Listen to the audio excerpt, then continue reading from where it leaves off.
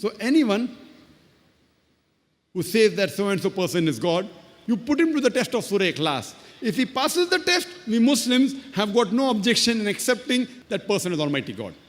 For example, there are many human beings who say that Bhagwan Rajneesh, he's Almighty God.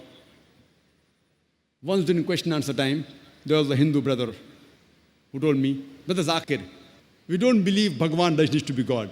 And I told him, I never said that the Hindus believe Bhagwan Rajneesh to be God. I said some people, many people believe Bhagwan Rajneesh to be God. I've read the Hindu scriptures. Nowhere do the Hindu scriptures say that Bhagwan Rajneesh is God. Let's put this Bhagwan Rajneesh to the test of Surah Ikhlas. The first is, Kul huwallahu ahad. Say, he is Allah, one and only. Was Rajneesh one and only? Was he the only human being who has claimed to be God? There are many, hundreds. And in this country of ours, in India, there are thousands of men who have claimed to be God. But a Rajneesh Bhakt will say, no, he is unique. Let's go to the next text. Allahu Samad. Allah, the absolute and eternal. Was Rajneesh absolute and eternal?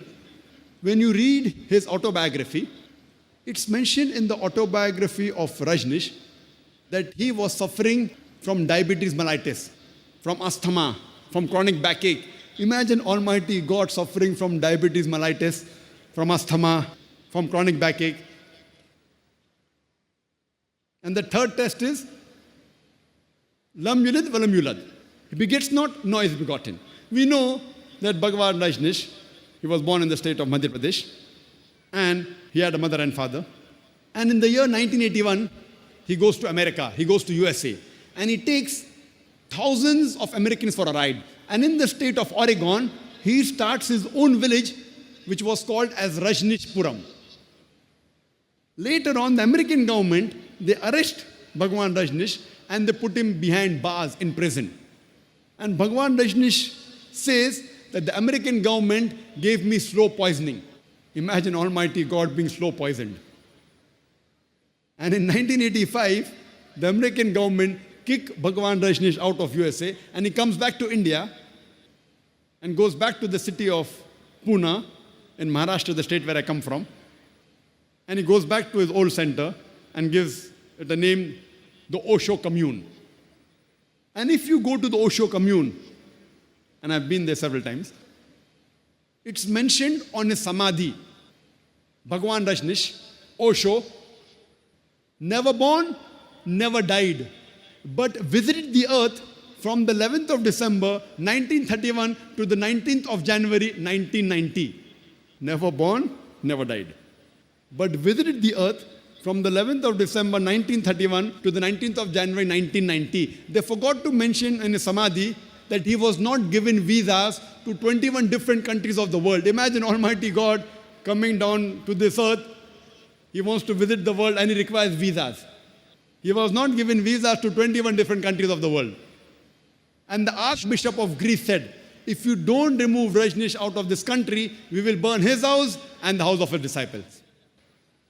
And the last test, وَلَمْ يَكُلْ لَهُ كُفًّا أَحَدٌ. There's nothing like him. It's so stringent that no one besides the true Almighty God can pass. The moment you can compare God to anything in this world, he is not God. وَلَمْ يَكُلْ لَهُ كُفًّا أَحَدٌ. And we know Rajneesh, like us human beings, he had 2 eyes, 1 nose, 2 hands, white beard, he wore a white robe. The moment you can compare God to anything in this world, he is not God. وَلَمْ يَكُلْ لَهُ كُفًّا أَحَدٌ. There's nothing like him. For example, if someone says, Almighty God is 1,000 times stronger than Arnold Schwarzenegger. You might have heard the name Arnold Schwarzenegger, the person who got the title Mr. World, the strongest man in the world, Mr. Universe, the strongest man in the universe. If someone says, Almighty God is 1,000 times stronger than Arnold Schwarzenegger, the moment you can compare God to anyone, whether it be Arnold Schwarzenegger, whether it be Dara Singh, whether it be King Kong, whether it be 1,000 times or 1,000,000 times, the moment you can compare God to anything in this world, he is not God. وَلَمْ يَكُلْ لَهُ كُفًّا أَحَدٌ. There's nothing like him. This is a 4-line definition, which is given in the Quran, in Surah Ikhlas, chapter number 112, verse number 1 to 4. That anyone who you claim to be Almighty God, if he fits in this four-line definition, we Muslims have got no objection in accepting that person as Almighty God. So whichever God you're worshipping, I would like to tell the audience here and all my brothers as well as my sisters that whichever God you're worshipping, put him to the test of Surah Ikhlas. If that God passes the test of Surah Ikhlas, he is a true God. If he does not pass the test of Surah Ikhlas, he is not a true God.